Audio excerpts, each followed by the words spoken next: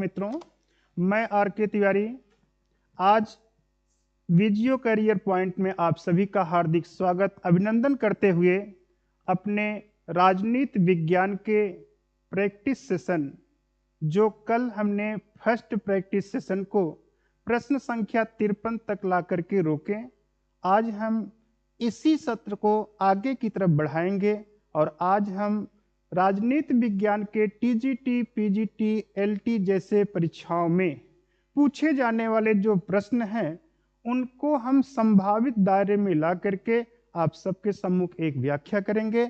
आप सभी जितने भी विद्यार्थीगण अपने इस तैयारी में जुड़े हुए हैं, सब लोग इस चैनल को सब्सक्राइब करते हुए आगे की तरफ शेयर करें, जिससे सारे मित्र एक साथ जुड़ करके एक अच्छे कंपटीशन माहौल को बना करके इस प्लेटफॉर्म पर हम लोग कार्य करें। इसी आशा विश्वास के साथ आज का यह सत्र हम शुरू करते हैं। आप जानते हैं मेरी आवाज आपको प्रयागराज से पहुंच रही है। आज भी हमारे वे विद्यार्थी जो दूर दराज रह करके प्रयागराज नहीं पहुंच पाए, हम उनके लिए राजनीति विज्ञान का यह एक मिशन लेकर के अपने इतिहास विशेषज्ञ के.डी. सिंह सर के मार्गदर्शन में यह कार्य करने के लिए दृढ़ संकल्प हूं और यह कार्य की आज हमारी दूसरी बेला है जहां पर हम आपके साथ पहुंचे हैं। तो जितने भी विद्यार्थी अभी नहीं जुड़े हैं, सब विद्यार्थीगण एक साथ जुड़ें और जुड़ करके हम लोग इस कार्य को आगे की तरफ बढ़ाया जाए। तो चलिए मित्रों, बिना विलंब किए हुए अपने विषय वस्तु पर आते हैं और अपने विषय वस्तु की हम लोग शुरुआत करते हैं। आप जानते हैं कि बिना किसी कार्य के कोई सफलता का कोई अंश संभव नहीं होता। हम सभी अभी 2022 के जो विद्यार्थी हैं, जिन्होंने माध्यमिक सेवा चयन बोर्ड के नाम से टीजीटी, पीजीटी की अपने फॉर्म को अप्लाई किए और अभी तक परीक्षाएं नहीं हुई, जैसा कि ऐसा लग रहा था कि दिसंबर के माह में या जनवरी के माह में परीक्षाएं होंगी, तो अब आपको सुनिश्चित कर दिया गया है कि आपकी परीक्षा का एक अच्छा प्रिपरेशन करने का फिर से आपको अवसर प्राप्त हो गया है। यह समय अब आपके लिए अप्रैल से लेकर के मई तक का समय आपके पास है। जो भी आप पढ़ करके भी अपने प्रैक्टिस सेशन में कन्वर्ट नहीं कर पाए, आप हमसे जुड़ें और हम आपको दृढ़ विश्वास के साथ इस कार्य में आपको जोड़ेंगे। बहुत सारे हमारे विद्यार्थीगण जुड़ रहे हैं। सबको प्रयागराज की धराधरती से हम आपका स्वागत अभिनंदन करते हुए स्वस्थ मस्त रहने की कामना करते हैं। तो हमारे इस चैनल पर यहाँ पर रुचि जुड़ी हुई है, अखिलेश जी जुड़े हुए हैं, बहुत बहुत साधुवाद। हमारे इन सारे विद्यार्थी जो लगातार जुड़ करके अपने को लाभ पहुंचाते हुए मेरे भी मनोबल को ऊंचाइयों तक पहुंचाते हैं, जिससे मैं कृत संकल्प होकर के कार्यों में जुड़ता हूं। बहुत ही अच्छा लगता है। तो चलिए सारे मित्र एक साथ जुड़ें और हम अपने विषय पर आए, बिना किसी इधर उधर की बात किए हुए अपने 1 आवर्स को सिर्फ और सिर्फ अपने विषय से जोड़ते हैं। तो देखिए यहाँ पर प्रशांत दुबे जी जुड़े हुए हैं। गुड मॉर्निंग प्रशांत दुबे जी, बहुत बहुत साधुवाद।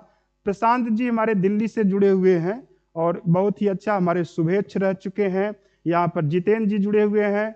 सबको हमारा साधुवाद है और हम चाहेंगे कि आप लोग यह एक मिशन बना करके इसे दूर दराज तक, जो हमारे दूर दूर तक विद्यार्थी हैं जो प्रयागराज नहीं पहुंच पा रहे हैं, ऑफलाइन हमसे नहीं जुड़ पा रहे हैं, वे हमारे इस ऑनलाइन सेशन में ऑफलाइन जैसे अंदाज में अपने आप को स्वमूल्यांकित करें। आशा विश्वास के साथ आपके स्क्रीन पर एक प्रश्न लाया हूं और प्रश्नों के साथ अब आपसे हम वार्ता लगातार करते रहेंगे। तो चलिए मित्रों, बिना विलंब किए हमने कार्य की शुरुआत करने का एक संकल्प लिया है।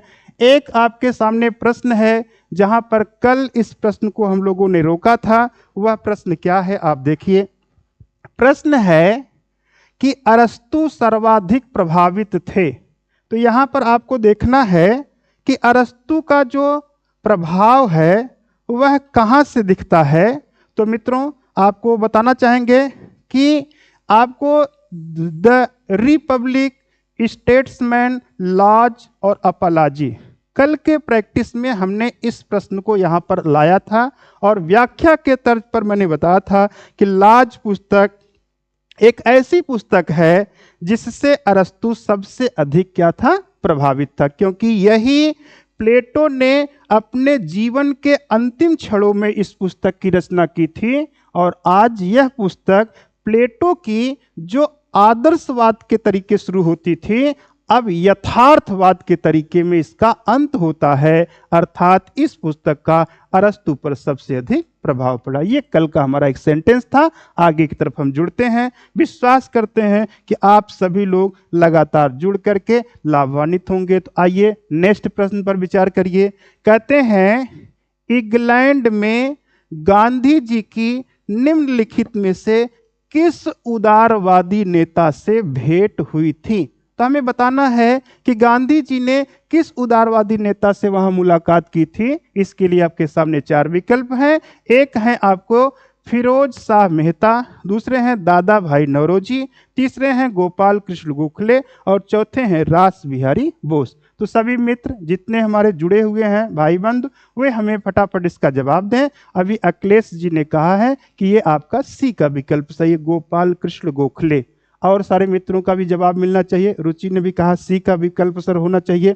तो यहाँ पर जो हमने प्रश्न संख्या 24 रखा है, तो आप सब यहाँ पर सी का विकल्प आप इसलिए आपके दिमाग में चल रहा होगा कि क्योंकि गोपाल कृष्ण गोखले जब नाम ही आ जाता है तो ये महात्मा गांधी से सीधे इनका जुड़ा होता है, तो आप इसलिए इस तर्ज पर मानते हैं। लेकिन यहाँ पर पूछ रहा है कौन सा ऐसा उदारवादी नेता था जिसकी भेंट हुई थी। तो इसका जो सही जवाब, समुचित जवाब मिल रहा है, वह आपको दादा भाई नौरोजी का है। एक बार आप लोग अपने से मिलान करिएगा और आप इसको देखने की कोशिश करिएगा कि क्या हमारा प्रश्न यही सही है। ये आपका सही उत्तर इसका मिलता है। ठीक है, आगे की तरफ बढ़ते हैं।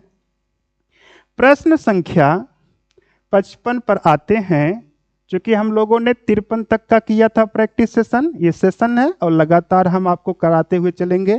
तो अगला प्रश्न क्या है?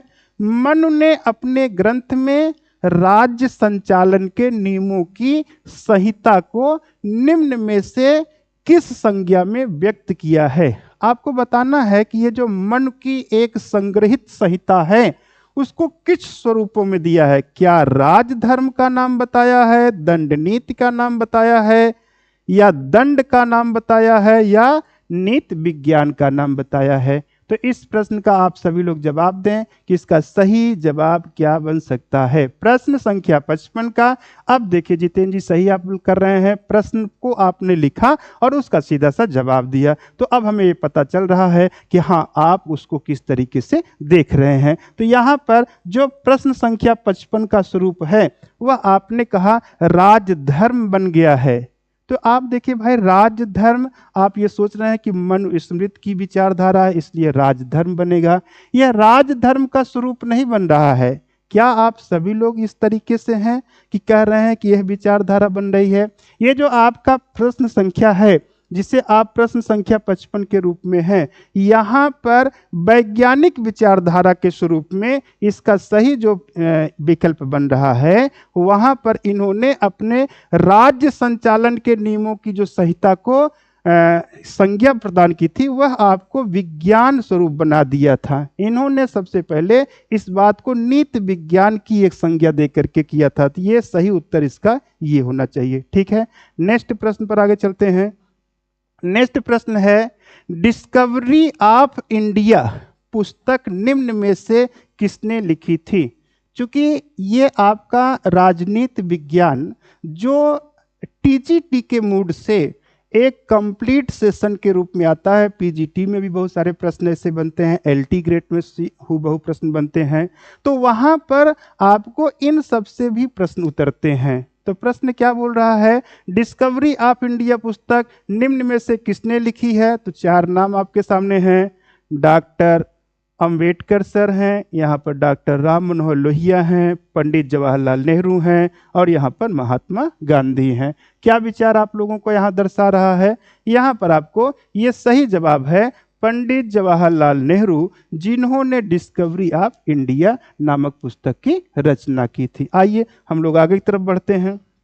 सभी सभी मित्र जो अभी नहीं जुड़ रहे हैं, नहीं जुड़ पाए हैं, सब एक साथ जुड़ें और जुड़ करके इस प्रैक्टिस सेशन को आगे की तरफ बढ़ाया जाए, जिस पर आप अधिक विद्यार्थी जुड़ करके इसको एक सही मुकाम पहुंचाने पर हम सबका आपसी सहयोग होगा, आपसी सामंजस्य होगा, आप लाभान्वित बनेंगे, हम आपके मार्गदर्शन में अपनी अहम भूमिका निभाएंगे। इस आशा विश्वास के साथ आज इस प्रातः वेला सुबह के 9 बजे यहाँ पर आपको कार्यों को आगे की तरफ बढ़ाने के लिए यहाँ पर हैं। तो आइए बिना विलंब किए हुए प्रश्नों को आगे की तरफ देखिए। 57 ये आपका प्रैक्टिस सेशन सेकंड चल रहा है और प्रैक्टिस सेशन सेकंड में हम यहाँ तक पहुँच चुके हैं। राजू कुमार जी जुड़े हुए हैं, बहुत बहुत साधुवाद राजू जी, बहुत सारे अब जुड़ रहे हैं। बिल्कुल आप सब देखें तो यहाँ कहते हैं हाब्स के अनुसार मानव स्वभाव, देखिए स्वार्थी झगड़ालू है, सामाजिक तथा प्रकृति प्रेमी है, विवेकशील तथा सामाजिक है, शांत तथा मनोविनोदी है। क्या सही आपने माना है?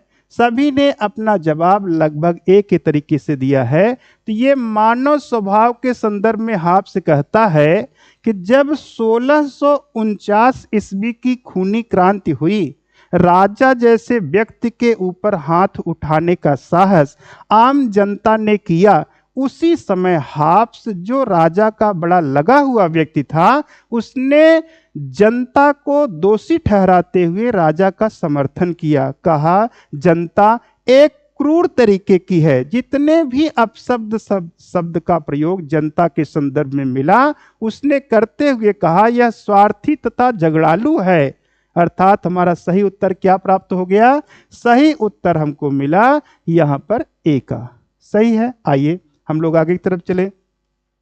आज के प्रैक्टिस सेशन में प्रश्न संख्या आपके सामने 58 आता है। क्या है देखिए 58। कहते हैं संयुक्त राष्ट्र महासभा में शांति के लिए एकता प्रस्ताव निम्न में से किस वर्ष अपनाया गया था? पाठ है शांति के लिए एकता प्रस्ताव। तो आपको यहां पर ईयर बताना है। 50 में है, 51 में है, इधर 67 में है, 77 में है। तो क्या सही इसका आप लोग उत्तर समझते हैं? यहाँ पर आप लोग क्या इसका भाव देते हैं कि कौन से उत्तर इसके सही बन सकते हैं? तो यहाँ पर देखिए महासभा में शांति के लिए जो एकता प्रस्ताव लाया गया था वह 1950 में लाया गया था। इसका सही उत्तर आपको मिलता है 1950। चलिए हम लोग आगे बढ़ते हैं। अगले सेशन में हम प्रश्न संख्या 59 पर देखते हैं और पूछते हैं कि बताइए निम्नलिखित में से कौन सही सुमेलित है, यानी इसको मेल करना है। आप सही का उत्तर देंगे। जैसे नाजीवाद है तो सामने फ्रांस है, गिल्ड समाजवाद है सामने जर्मनी है, फांसीवाद है सामने इटली है, फेबियनवाद है यहाँ पर सोवियत संघ है। तो क्या इसका सही उत्तर हो सकता है जो सब आपस में मिले हुए हों? तो आप इसको सही जवाब क्या मानेंगे 59 का? आप उत्तर दीजिए। 59 आपने क्या कहा? तो देखिए इसका समूचा सही जवाब आपने देखा होगा। तो आप देखें ये नाजीवाद की जो विचारधारा है जर्मनी की विचारधारा हिटलर से संबंधित है, लेकिन उसी से संबंधित फांसीवाद की अगर विचारधारा देखेंगे तो ये आपको फांसीवाद की विचारधारा मुसोलिनी की है, जो कहां पर मिलती है? इटली में मिलती है। तो सही जवाब इसका क्या हमको प्राप्त हो गया? सी का जवाब सही हो गया। बहुत ही सुंदर प्रश्न है। ऐसे प्रश्न आपके परीक्षा में आने की अपार संभावना होती है। जैसा कि यह प्रैक्टिस सेशन एकदम 0 पोजीशन से शुरू हुआ है और अभी आपको अधिक से अधिक संदेश पहुंचाकर आपको लाभ की शुरुआत श्रेणी रखी गई है, इसलिए यहाँ पर प्रश्नों को बहुत सामान्य गति से लिया गया है, जिससे आपके मनोबल बढ़ते चलें और हम धीरे धीरे और भी जो कड़े प्रश्न की श्रृंखला है उनको भी ला करके यहाँ पर जोड़ें। जैसा कि परिदृश्य प्रश्न परीक्षा 21 में जैसा आया हुआ प्रश्न था, उस मॉडल पर भी आपके प्रश्न की प्रैक्टिस कराई जाएगी, लेकिन प्रश्न को सबसे पहले सामान्य गति से हम लोग रखते हैं। सही है, सब लोग सहमत हैं? चलिए, बहुत सारे विद्यार्थी लगातार जुड़ करके यहाँ पर अपना व्यू दे रहे हैं। अच्छा लग रहा है कि आप हमारे प्रैक्टिस सेशन में जुड़े हैं। आइए एक शानदार प्रश्न आपके सम्मुख है जो आपको करंट अफेयर को पॉलिटिकल साइंस की एक रुचिता बढ़ा देता है। तो आइए इस प्रश्न पर विचार करके हमें अपने उत्तर को दीजिए कि यहाँ पर वर्तमान राष्ट्रीय अल्पसंख्यक आयोग के जो अध्यक्ष हैं वे कौन हैं। देखिए, हर विद्यार्थी की सबसे बड़ी कमजोरी ये बन चुकी है कि वे अपने तथ्यात्मक विषयों को तो लगातार पढ़ते रटते चले आते हैं, किंचित अगर वहां थोड़ा सा भी बदलाव हो जाता है तो वहीं पर वो थोड़ा सा रुक जाते हैं। आपकी गति न रुकने पाए, इस संकल्प के साथ यदि कभी राजनीति विज्ञान के वर्तमान किसी प्रश्न को इस तरीके से रखा जाता है, चूंकि आयोग को रखने की पूरी आजादी होती है, आप ऐसे भी जानते हैं कि अल्पसंख्यक आयोग के अध्यक्ष की नियुक्ति भारत का राष्ट्रपति करता है, तो आपको नियुक्ति विधान हमने पढ़ा दिया, आपने रट लिया है, लेकिन क्या भूल गए हैं कि क्या वर्तमान परिदृश्य को नहीं पूछा जा सकता है? बिल्कुल पूछा जा सकता है और पूछा जाता भी है। इसी पर्दे में आप इसका जवाब देखें। यहाँ पर प्रियंका कानूनगो का नाम है, सरदार इकबाल सिंह लालापुर का नाम है, हर्ष चौहान का नाम है, एनके सिंह का नाम है। ये आपके 4 विकल्प हैं और ये करंट अफेयर की स्थिति समय के अनुसार बदलती रहती है। इसलिए अगर इसमें किसी भी प्रकार का बदलाव होगा तो आपको ऐसे प्रश्नों को अपने परीक्षा के लिए अपडेट करने की सतत आपको आवश्यकता बनती है। इसी आशा विश्वास के साथ हम इसका एक आंसर जानना चाहते हैं। अनीता भी जुड़ चुकी हैं, बहुत बहुत साधुवाद अनीता जी।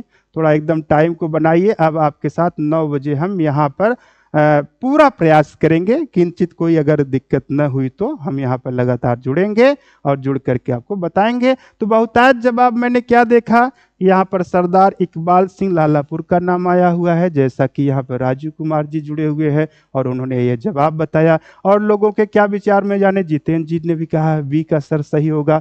तो हम देखते हैं कि क्या आप लोगों ने जो उत्तर आपने दिया वो सही है। बिल्कुल सही है। यहाँ पर सरदार इकबाल सिंह लालापुर ये वर्तमान समय में ये राष्ट्रीय अल्पसंख्यक आयोग के अध्यक्ष हैं। जैसा मैंने बताया कि इनकी नियुक्ति कौन करता है, भारत का राष्ट्रपति करता है। यहां से आप पूरे सहमत हो गए होंगे। यहाँ पर प्रशांशु सिंह जुड़े हुए हैं, बहुत बहुत साधुवाद प्रशांशु जी। आप अपने पूरे टीम के साथ, आप अपने तरीके से जो आपके मित्रगण हैं उनको शेयर करें और इस पर लगातार विचार करें। ये प्रश्न आपके दिमाग में चस्पा होंगे और विश्वास दिलाता हूं परीक्षा की घड़ी में वहां पर आपको प्रश्न के साथ निश्चित है मैं आर.के. तिवारी एक अमूर्त रूप में दिखता मिलूंगा यदि आप हमारे प्रैक्टिस सेशन में अनवरत आप जुड़े रहते हैं। आइए, तो यहां पर मैं इसी विश्वास के साथ प्रश्न संख्या 61 की तरफ चलते हैं। क्या है 61, जरा देखें। 61 कहते हैं बहुलवाद का समर्थन निम्न में से किस विचारक ने किया है। यहाँ पर विचारधारा बहुलवाद की होती है। जैसा कि हम भारतीय संविधान की जब संप्रभुता पढ़ाएं तो उस भारतीय संविधान की संप्रभुता में एकलवादी संप्रभुता और बहुलवादी संप्रभुता की विचारधारा आई और उस विचारधारा के समर्थकों के भी अलग अलग स्वरूप दिखे।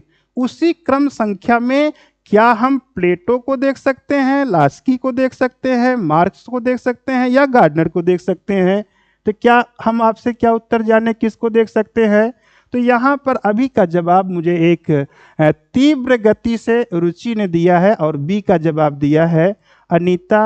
डी का जवाब दे रही हैं, गार्डनर की विचारधारा कर रही हैं।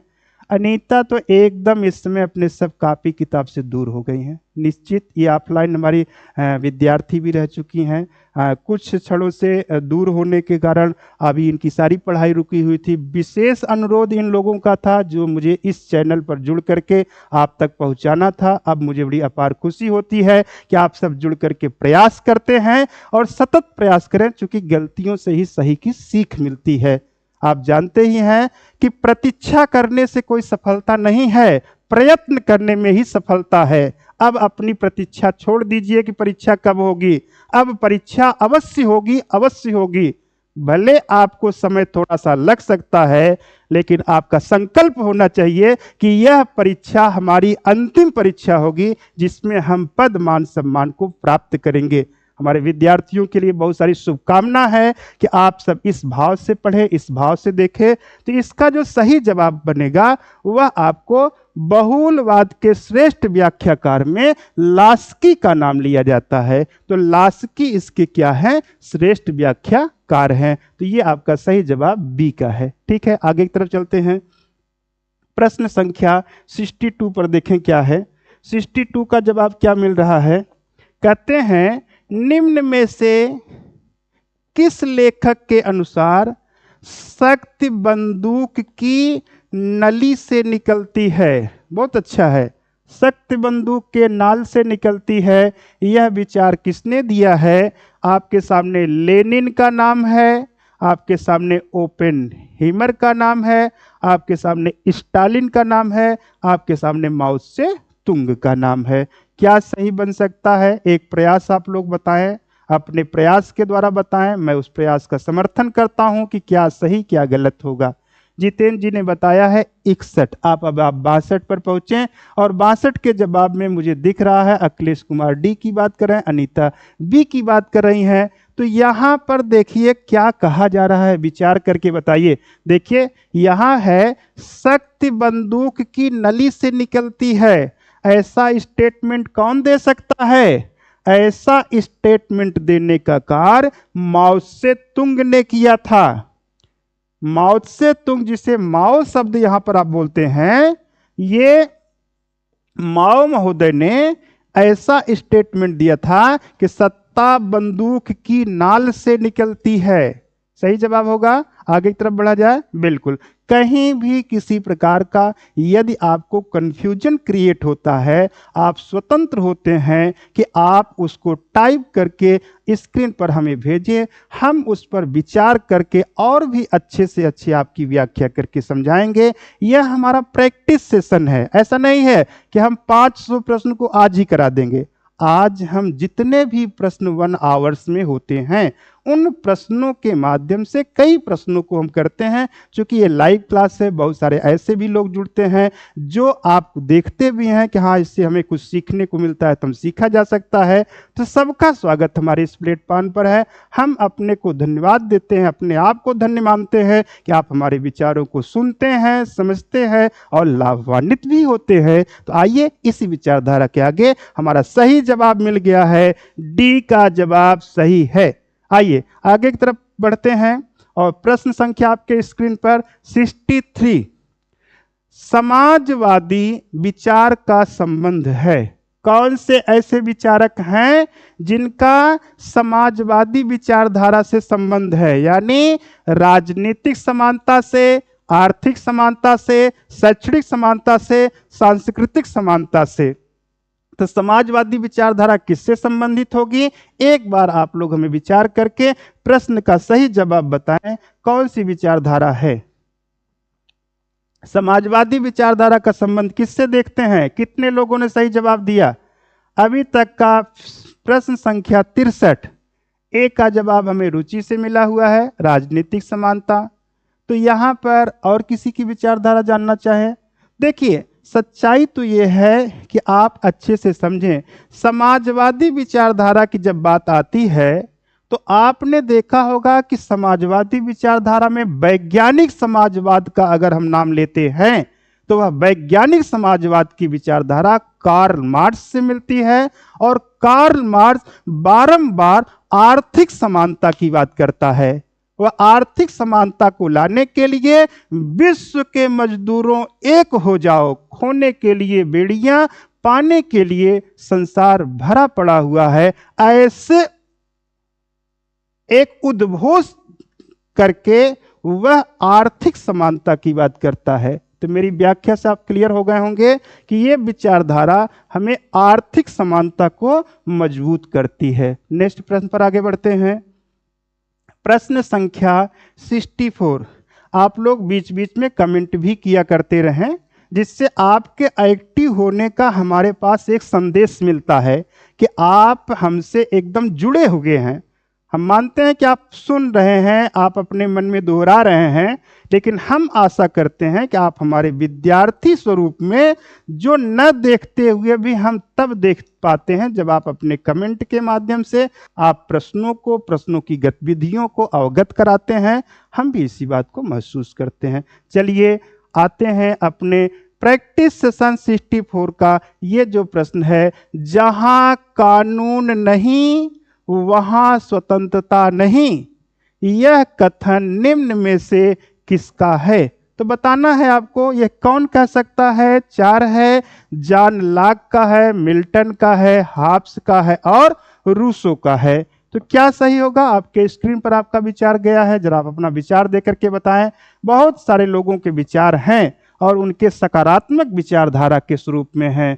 बहुत अच्छा प्रयास, अनीता ने बहुत अच्छा प्रयास करके बताया। लगभग लोगों के सही उत्तर हैं। ये जॉन लॉक ने अपना उदाहरण दिया है। जैसा कि जब हम लॉक जैसे टॉपिक पर जब पढ़ते हैं तो वहाँ पर बहुत सारी चीज़ें स्पष्ट होती हैं। लॉक ने अपनी विचारधारा में 5 अवस्थाओं का जो जिक्र किया है, जहाँ पर मानव स्वभाव की विचारधारा आती है, जहां पर आप देखेंगे सामाजिक समझौता जैसी विचारधारा आती है। ऐसे ऐसे जो 5 पॉइंटों को उन्होंने निर्धारित किया है, उसी में समस्त विचारधाराओं का एक योग बनता है। उसी सिलसिले में एक अच्छा स्टेटमेंट प्रस्तुत है, जहां कानून नहीं वहां स्वतंत्रता नहीं। इस प्रकार की विचारधारा हमें जॉन लॉक से मिलती है। नेक्स्ट चलते हैं, प्रश्न संख्या 65। सन 1688 की गौरवपूर्ण क्रांति किस देश में हुई थी? बहुत अच्छी बात है। आप सब जानते हैं गौरवपूर्ण क्रांति और खूनी क्रांति को विशेष नाम से देखते हैं। 1649 में खूनी क्रांति और आपके 1688 में गौरवपूर्ण क्रांति हुई है। अब आपको बताना कौन सा देश है। फ्रांस में हुई थी, इंग्लैंड में हुई थी, जर्मनी में हुई थी या अमेरिका में हुई थी? क्या जवाब आपका मिल रहा है? मैं आपके जवाब जानना चाहता हूं। कौन से जवाब से आप लोग अवगत करते हैं? बहुत बढ़िया, बहुत अच्छा प्रयास, बिल्कुल सही। देखिए, ये जो क्रांति हुई थी वह इंग्लैंड में हुई थी। इस तरीके से हुई थी कि जब इंग्लैंड का ही राजा चार्ल्स प्रथम, उसकी हत्या होती है, तो उसके बाद का जो सेकंड राजा का दायित्व प्राप्त होता है वह चार्ल्स द्वितीय को प्राप्त होता है, और वह भी इंग्लैंड में ही प्राप्त होता है। तो जब इंग्लैंड में प्राप्त होता है तो यहाँ पर एक क्रांति हुई थी, जिस क्रांति के माध्यम से चार्ल्स द्वितीय की हत्या हुई थी, और यह कार्य सब किस देश में हुआ था? इंग्लैंड में हुआ था। तुम्हारे पूरे प्रश्नों का सही उत्तर जो मिला वो आपको बी का मिला। बहुत इस हमारे वीडियो करियर पॉइंट जो आपको एक अच्छी सहायता पहुंचा रहा है, जो दूर दराज के विद्यार्थी जुड़ करके अपने मिशन, अपने कैरियर को संवारने में अपना अच्छा एक सहयोग मान रहे हैं। हम सभी को साधुवाद देते हैं कि यहाँ पर यह मिशन आपको इस चैनल के माध्यम से प्राप्त हो रहा है, और आज हम लोगों की एक सेकंड प्रैक्टिस क्लास का सेशन बना हुआ है। तो निश्चित ही है कि आप अपने इस कार्य में अपने को सफलता के लिए अग्रसित कर रहे हैं। आइए, तो क्या जवाब हम अगले प्रश्न का दें? ये तो आपका सही हो गया, इंग्लैंड का प्रश्न है। तो आइए नेक्स्ट प्रश्न पर आइए। कहते हैं कि कल्याणकारी राज्य का उद्देश्य क्या होता है? तो हमें मित्रों बताना है कि अगर कोई राज्य कल्याणकारी है तो किस मिशन को लेकर के वह कल्याण का कार्य करेगा? आपको अपने मन से नहीं बताना है, इस स्क्रीन पर दिए गए हुए 4 विकल्प को देखना है। विकल्प क्या कहता है? कहता है आर्थिक सुरक्षा की व्यवस्था, सामाजिक सुरक्षा की व्यवस्था, राजनीतिक सुरक्षा की व्यवस्था, इनमें से कोई नहीं। तो कौन सी व्यवस्था होगी जहां इनमें से सभी, मैंने थोड़ा बोलने में थोड़ा सा अंतर आ गया, इनमें से सभी। तो कौन सी व्यवस्था है जिसमें कल्याणकारी उद्देश्य लाया जा सकता है? कितने लोग इसका सही जवाब देना चाहते हैं? 66 का जवाब डी आया है। बहुतायत लोगों का जवाब डी आया है और एकदम सही है। जब कोई कल्याणकारी बात होगी तो उसमें आर्थिक सुरक्षा भी जरूरी है, सामाजिक सुरक्षा भी जरूरी है और राजनीतिक सुरक्षा भी जरूरी है। इसलिए हमारा डी का विकल्प क्या माना जाएगा, सही माना जाएगा। निश्चित आगे की तरफ हम बढ़ते हैं और आपके इस प्रैक्टिस सेशन को आगे की तरफ ले चलते हैं। नेक्स्ट प्रश्न पूछ रहा है कि बताइए, 67 का प्रश्न पूछ रहा है कि राज्यपाल, ध्यान रखिए, राज्यपाल की अनुपस्थित में उसके पद को निम्नलिखित में से कौन ग्रहण करता है।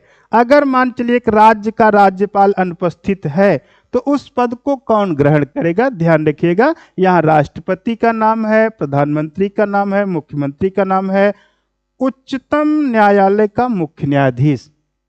तो क्या सही जवाब माने हम? हाँ, क्लास टाइमिंग 9 बजे, ऑनलाइन प्लेटफॉर्म पर हम अभी 9 बजे एक प्रैक्टिस सेशन के साथ चल रहे हैं। सब लोग अपने प्रैक्टिस सेशन को अभी आप 9 बजे के रूप में यहाँ पर हमसे जुड़ें, जिससे आपको हम उसी विषय वस्तु पर आगे बढ़ाएंगे जो आपका मिशन बन रहा है। तो सही जवाब आप लोगों ने क्या दिया? बहुत लोगों के प्रयास चल रहे हैं। प्रश्न को बहुत भली बात समझना है। राज्यपाल की अनुपस्थित में उसके पद को निम्न में से कौन ग्रहण करता है? तो 4 विकल्प के रूप में आपको देख करके सही उत्तर देना है। क्या सही उत्तर आपने दिया अभी तक? सही उत्तर क्या है? यहां पर अखिलेश जी ए का और राजीव कुमार जी ए का और समस्त लोगों ने जितेंद्र जी डी का यहां पर लगा रहे हैं। तो आप सबको मैं बताना चाहता हूं, ये प्रैक्टिस का यही ही फर्क होता है कि आप अपने जब भाव को रखते हैं तो आपके अंदर जो छुपी कमियां होती हैं उन्हें दूर करने में हम सब जैसे लोग उसको मार्गदर्शन देते हैं। तो जाहिर सी बात ये होती है कि ये जो राज्यपाल हैं इनकी नियुक्ति भारत का राष्ट्रपति करता है और राष्ट्रपति के प्रसाद पर्यंत ही वे पद पर बने रहते हैं। यदि राष्ट्रपति का पद खाली होता है तो उसके स्थान को भारत का राष्ट्रपति ग्रहण करता है। अगर राष्ट्रपति नहीं देख पाते हैं तो राष्ट्रपति या राष्ट्रपति के द्वारा कोई नियुक्त व्यक्ति उस पद की दावेदारी को क्या करता है? स्वीकार करता है। इसलिए जब कभी राज्यपाल का पद खाली हुआ होगा तो वहां पर राष्ट्रपति महोदय पूरी हिस्सेदारी को संभालने का कार्य करते हैं। राज्यपाल के टॉपिक में मैंने बेहद तरीके से बताया है कि एक ही राज्यपाल को एक या एक से अधिक राज्यों का भी राज्यपाल नियुक्त किया जा सकता है। ऐसा भारत के संविधान में प्रावधान बनाया गया है। इस तरीके से हमारा जवाब ए सही होता है। आइए नेक्स्ट प्रश्न को देखते हैं क्या कहता है। बहुत ही अच्छा प्रश्न है, ये स्टेटमेंट है, यह आपको परीक्षाओं के लिए उपयोगी है। कहते हैं मानव चेतना स्वतंत्रता की मांग करती है, स्वतंत्रता का संबंध अधिकारों से है, अधिकार राज्य की मांग करते हैं। बहुत अच्छा है, आपके स्क्रीन पे थोड़ा बड़ा दिख रहा है, आप इसको विचार करके बताएं। यह विचार 4 विकल्प में किसका होगा? लास्की से जुड़ा होगा, हाफ से जुड़ा होगा, ग्रीन से जुड़ा होगा या हीगल से जुड़ा हुआ होगा। तो ये कौन कहा है, जरा इसका विचार करके हमको बताएं। एक बार आप लोग कमेंट करके बताएं कि सही जवाब क्या आप प्राप्त करते हैं। क्या जवाब मिला? देखिए, इसका जो सही जवाब है वह सही जवाब है ग्रीन। ग्रीन ने कहा है कि मानव चेतना स्वतंत्रता की मांग करती है, स्वतंत्रता में अधिकार निहित हैं और अधिकार राज्य की मांग करते हैं। ऐसा शब्द ग्रीन ने कहा है। लेकिन अगर ग्रीन की अनुपस्थिति होती है तो बारकर महोदय ने भी यही कथन कहा है। क्योंकि विकल्प में यहां ऐसा कुछ भी नहीं है तो हम सीधा जवाब इसको ग्रीन पर लेकर के हम चलते हैं। एकदम क्लियर हो गया, पूरा अच्छे से क्लियर हुआ। चलिए नेक्स्ट हम आगे की तरफ बढ़ते हैं। प्रश्न संख्या 69 है और इसका सही जवाब देखना है। क्या बनेगा? निर्धनता अपराध और क्रांति की जननी है। निर्धनता यानी गरीबी अपराध और क्रांति की जननी है, यह कथन किससे संबंधित है? तो यहाँ पर प्लेटो, अरस्तु, बोधा और मैकियावेली जैसे 4 विचारक हैं। तो एक बार अपने विवेक का इस्तेमाल करते हुए जरा बताएं कि इसका सही जवाब हम लोग क्या माना जा सकता है। निर्धनता अपराध और क्रांति की जननी है, यह कथन किसका है? तो मेरे प्यारे विद्यार्थियों स्वरूप में लगे हुए लोग, अपने मार्गदर्शन को क्लियर करने के लिए लगे हुए लोग, आप सबको बताना चाहते हैं इसका जो सही निर्णय होगा, सही जवाब जो होगा वह आपको अरस्तु का है। अरस्तु जैसे विचारक ने यहाँ पर निर्धनता अपराध और क्रांति की विचारधारा देते हैं। वो चाहते हैं कि सबको यहाँ पर समाज में रहने समझने की पूरी विचारधारा। तो बहुतायत लोग यहाँ पर मैकियावेली की विचारधारा दे रहे हैं, ऐसा कुछ नहीं है। अपराध, निर्धनता अपराध और क्रांति की जननी है, यहाँ पर यह विचारधारा अरस्तु ने कहा। अरस्तु का जब क्रांति का सिद्धांत पढ़ेंगे तब आपको कहेंगे, तो वहां पर स्पष्ट कहा गया है कि जो छोटे हैं वे बराबर बनने के लिए, जो बराबर हैं वे बड़े बनने के लिए हमेशा क्रांति करते हैं। इसलिए यह निर्धनता अपराध और क्रांति की जननी है। यहां पर यह अरस्तु का विचार है। आप अच्छे से समझ गए होंगे। नेक्स्ट देखें, प्रश्न संख्या 70 पर आइए और आइए बताइए, वैज्ञानिक व्यक्तिवाद की अवधारणा को किसने विकसित किया था? यहाँ पर व्यक्तिवाद की विचारधारा वैज्ञानिक व्यक्तिवाद के रूप में आ जाती है। ऐसी अवधारणा को किसने कहा था, ये हमें तर्कसंगत तरीके से बताना है। तो 4 विकल्प हैं यहाँ पर। एडम स्मिथ हैं, बेंथम है, यहाँ पर जे स्मिल है, यहाँ पर स्पेंसर हैं। तो सही जवाब क्या मिलेगा? सही जवाब आप लोगों ने क्या दिया है? बहुतायत लोगों ने अपने जवाब 70 स्वरूप में आप दीजिए। तो आपके जो जवाब मिले हैं, अभी तक हमें किसी के जवाब 70 के नहीं आए हैं कि आपने क्या बताया, क्या इस पर प्रैक्टिस किया। शायद आप भूल रहे हैं, राजू कुमार का एक जवाब आया और डी का जवाब मिला है। या तो नेट का इशू या तो विचार करने में समय लग रहा है। मैं आपका सही जवाब बताना चाहता हूं कि ये आपको जो राजू कुमार जी ने जवाब दिया है स्पेंसर का, नो डाउट स्पेंसर का प्रश्न एकदम सही है। स्पेंसर को हम वैज्ञानिक व्यक्तिवाद का जनक कहते हैं, जबकि लाक को अगर हम देखते हैं तो लाक को व्यक्तिवाद का जनक कहते हैं। एडम स्मिथ को देखते हैं तो एडम स्मिथ को हम जिस दृष्टिकोण में देखते हैं वह आर्थिक दृष्टिकोण होता है।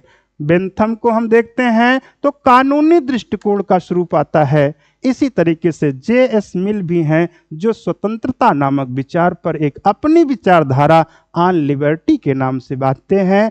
तो बहुत सारे विद्यार्थीगण प्रश्नों से एकदम अवगत हो गए होंगे कि प्रश्न सही है, प्रश्न का जवाब सही है। तो अब आपका यहाँ पर है स्पेंसर। वैज्ञानिक व्यक्तिवाद की अवधारणा को किसने विकसित किया था? स्पेंसर ने किया था। चलिए नेक्स्ट आपको आगे बढ़ते हैं। बहुत अच्छा प्रश्न है, स्टेट वर्सेज मैन। इसको मैन वर्सेज स्टेट बोला जाता है। मैन वर्सेज स्टेट किसकी कृति है? तो आप बताइए, आपके सम्मुख है स्टेट वर्सेज मैन। ये किसकी कृति मान लेते हैं? आप लोग इसका सही जवाब बताएं। इसका सही जवाब आप 71 का सही जवाब क्या ढूंढ निकालते हैं? आप एक बार हमें इसका सही जवाब बताएं कि आपका इसका सही जवाब क्या पाते हैं।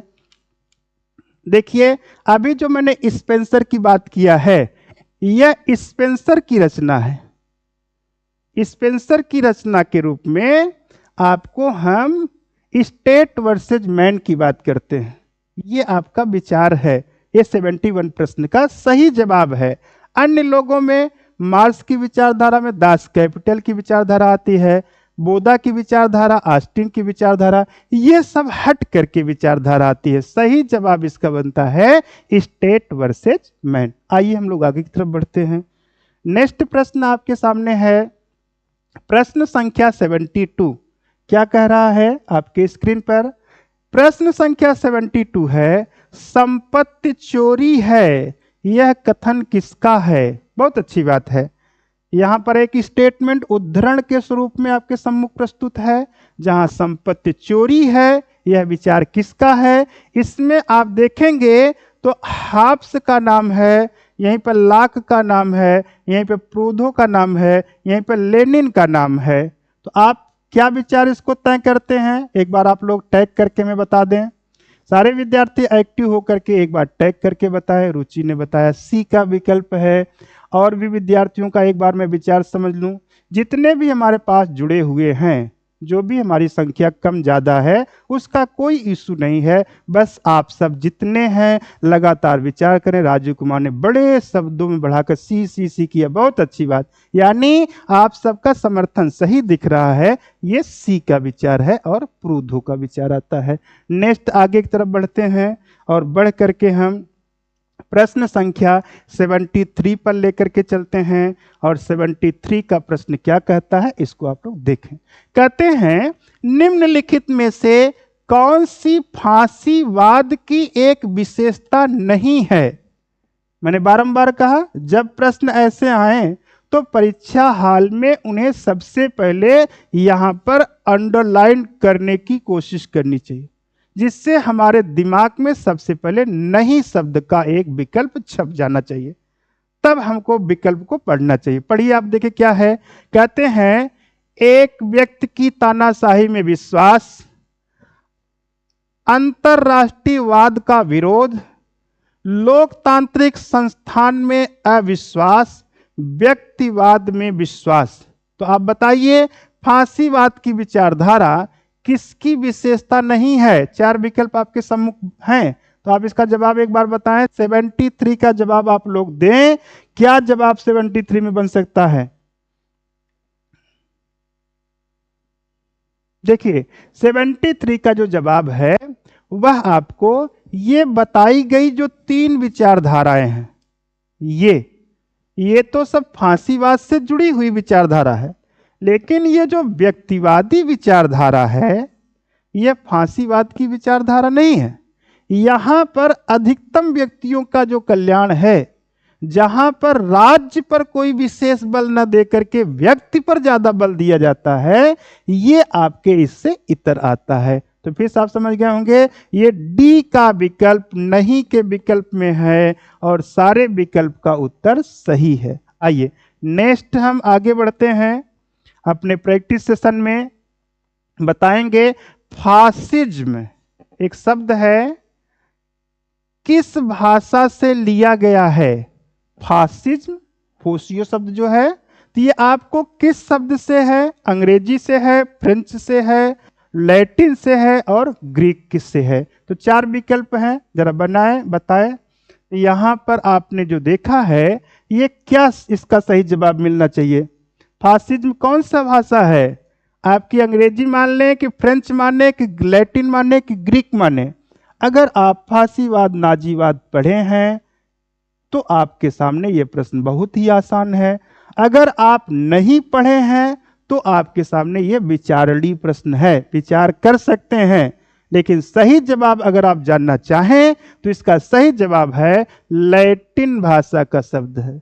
तो मैं एकदम छोटे छोटे प्रश्नों से शुरुआत इसलिए कर रहा हूं, मानिए आप एक बेस अपना मेंटेन कर रहे हैं। मैं भी चाहता तो बड़े बड़े स्क्रीन पर प्रश्न रख करके विगत प्रश्नों की एक श्रृंखला ला करके खड़ा करता। यह आपके मूल्यांकन में कहीं न कहीं आपकी बाधा व्यक्त करता। इसलिए हमने यहाँ पर प्रश्नों को एक चुनिंदा तरीके से रखा है और इसलिए आपको यहाँ पर प्रयोग किया गया है। तो आपने प्रश्न से अवगत होते हुए सही का जवाब आपने लगाया कि ये आपको लैटिन भाषा है। नेक्स्ट आपको आगे बढ़ते हैं। प्रश्न संख्या 75 है। आज का हमारा मिशन 1 आवर्स का है, तो प्रश्न को पकड़ना भी है, व्याख्यान्वित करके आपको समझाना भी है, जिससे आप अधिक से अधिक लाभ अर्जित करें। इसी क्रम में अगर हम देखें तो कहते हैं एक देश तब गणतंत्र कहा जाता है जब वहां डैश डैश डैश, यानी डैश डैश डैश में ये आपके 4 बिंदु में कोई एक बिंदु सेट होंगे। आप सेट करके जरा बताएं कि कौन सा बिंदु हम सेट करके इसके पूरे वाक्य को पूरा कर सकते हैं। तो यहां पर देखें लोकतंत्र होता है, लिखित संविधान होता है, निर्वाचित राज्याध्यक्ष होता है, संसद सर्वोच्च होती है। यानी गणतंत्र तब कहा जाएगा जब कोई एक बिंदु उचित होगा। कौन सा बिंदु उचित मानते हैं, एक बार आप विकल्प के स्वरूप में हमें बताएं। सभी लोग एक बार कमेंट करके बताएं कि क्या विकल्प उचित माना जाएगा। 75 का क्या विकल्प आपने उचित दर्शाया है, जरा हमें आप बताएं कि क्या यहां सही रहेगा। देखिए, गणतंत्र तब माना जाएगा जब यहां का जो राज्याध्यक्ष है वह राज्याध्यक्ष पूर्णतः निर्वाचित हो। आप जानते भी हैं कि भारत 26 जनवरी 1950 से एक गणतंत्रात्मक राज्य के दर्जे में है। क्यों? क्योंकि यहाँ का जो राज्याध्यक्ष है वह आपके आनुवांशिक स्वरूप में नहीं है। तब किस स्वरूप में है? ये आपके गणतंत्रात्मक स्वरूप में है, जो कि निर्वाचित दर्जे से प्राप्त हुए हैं। तो सही उत्तर आपका सी का विकल्प यहाँ पर प्राप्त होता है। तो सभी लोगों ने अपनी बात को स्वीकार किया है, समझा है और समझ करके उत्तर आपने प्राप्त किया है। प्रश्न संख्या 76 है। मैं ये मानता हूं कि आप कभी पढ़े थे और प्रैक्टिस पर आपका जोर नहीं है। भिन्न भिन्न प्रश्न एक साथ आ गए हैं, अब आप उनका प्रयास करते हैं। कभी प्रयास सफल होता है, कभी प्रयास निष्फल होता है, लेकिन हमें अपने हौसले को कभी कम नहीं करना है। क्यों? क्योंकि हमको सफलता लेनी है, तो सफलता आपको सीधे आपको नहीं प्राप्त होगी, बल्कि क्या होगी, तमाम छोटी छोटी असफलताएं एक बड़ी सफलता का जन्म दे देंगी, यदि अनवरत आपके अंदर जिज्ञासा बनी रही और आप अनवरत लगे रहे। तो इसी बेस भाव पर हम लोग यहाँ पर कार्य किए। तो आज एक सामने आपको प्रश्न आया है, प्राकृतिक अधिकारों का सिद्धांत एक भाग है। अब यह भाग किसका है आपको बताना है। आइंस्टीन के संप्रभुता सिद्धांत का, दैवी उत्पत्ति के सिद्धांत का, सख्त सिद्धांत का, सामाजिक समझौता सिद्धांत का। तो ये जो प्राकृतिक अधिकारों का सिद्धांत है, ये चार विकल्प में कौन सा विकल्प क्रिएट करता है, हमें एक बार सब लोग विचार करके बताएं, टैग करके बताएं, जिससे मुझे लगे कि आप हमारे प्रैक्टिस सेशन में जुड़े हुए हैं और आप एक्टिव होकर के हमारे भाव को सुन रहे हैं और अपने आप को लाभ ले रहे हैं। क्या सही जवाब माने हम? एक बार सही जवाब इसको दीजिए। प्राकृतिक अधिकारों का सिद्धांत एक भाग है। क्या भाग है? चार विकल्प में से कौन सा विकल्प हम यहां पर रखें? किस विकल्प का उचित उत्तर यहां पर मिल रहा है? जितने भी लोग जुड़े हुए हैं सब लोग जुड़ करके अपने उत्तर को दें। क्या सही मानते हैं? जितेंद्र जी, अनीता, रुचि, XYZ, जितने लोग लगे हैं सब क्या जवाब इसका देखते हैं। चलिए मैं आपको बताना चाहता हूं, यहां पर जो सही जवाब है वह आपको सामाजिक समझौता है। देखिए, सामाजिक समझौता ही प्राकृतिक अधिकारों के आधार पर हुआ है, और यह सामाजिक समझौता एक लोगों के तरीके नहीं, यह सामाजिक समझौता हाप्स पर आप देखेंगे, यही बात आप लाक पर देखेंगे, और यही बात आप रूसो पर भी आप इसको देखेंगे जो आपको लागू होगा। अर्थात हाप्स लाक रूसो का जो समझौता हुआ है वह आपको सामाजिक समझौता हुआ है, और यह सामाजिक समझौता प्राकृतिक अधिकार सिद्धांत के आधार पर संचालित किया गया है। नो डाउट आप समझ गए होंगे, मुझे पूरा विश्वास है। आइए हम आगे की तरफ बढ़ते हैं और प्रश्न संख्या हम 77 पर आते हैं। आइए क्या कहता है 77? भारतीय संसद निर्मित होती है। बहुत अच्छा प्रश्न है, आप हमेशा देखते हैं। मैं विश्वास करता हूं कि लगे हुए सारे लोग इसका आंसर देंगे और आंसर दे करके हमें बताएंगे कि सही उत्तर क्या होगा। संसद किससे बनती है? राष्ट्रपति, राज्यसभा, लोकसभा द्वारा, राज्यसभा एवं लोकसभा द्वारा, राज्यसभा, लोकसभा एवं अटॉर्नी जनरल द्वारा, राज्यसभा, लोकसभा एवं निर्वाचन आयोग द्वारा। तो क्या जवाब यहां पर मैं मानूं? 77 का क्या उत्तर सही माने? सभी को जवाब देना चाहिए, बिना किसी संकोच के सबको जवाब देना चाहिए। देखिए इसका सही जवाब है, जब बात संसद की बनती है तो यहाँ पर राष्ट्रपति, राज्यसभा एवं लोकसभा से मिलकर के ये पूरा एक योग बनता है। तो सबका समुचित उत्तर, जितेंद्र जी बहुत स्लो गति से हैं, अनीता भी बहुत स्लो गति से आप लोग उत्तर देते हैं। तो चलिए सभी लोग एक साथ उत्तर दे करके कार्य को सरल बनाएं और प्रैक्टिस का पूरा पूरा आनंद लें। प्रैक्टिस का मतलब ही होता है कि जैसे ऑफलाइन में आपके सामने बुकलेट और मैं आंसर की बांटता था तो तुरंत आप गोला करना शुरू कर देते थे, वही चीज ये भी है। आपके सम्मुख जैसे स्क्रीन पर प्रश्न जाता है, आपका मोबाइल तुरंत टाइप करके उस उत्तर को हमारे स्क्रीन तक पहुंचाए, हम आपके तालमेल को मिला करके सही चीजों तक पहुंचाएंगे। बहुत ही अच्छा है। हम बारंबार अपने इस वीडियो करियर पॉइंट जो ऑनलाइन सुविधाएं आपको प्रोवाइड कर रहा है, बारंबार धन्यवाद देते हुए आपसे आशा करते हैं कि इसे आप दूर दराज तक लोगों तक पहुंचाएं। जहां पर राजनीति विज्ञान जो अभाव के क्षेत्र में देखा जाता था, अब मैं आर.के. तिवारी उसको एक सरल स्वरूप में दूंगा। यह आपका कर्तव्य होगा कि आप इसे आगे बढ़ाएं।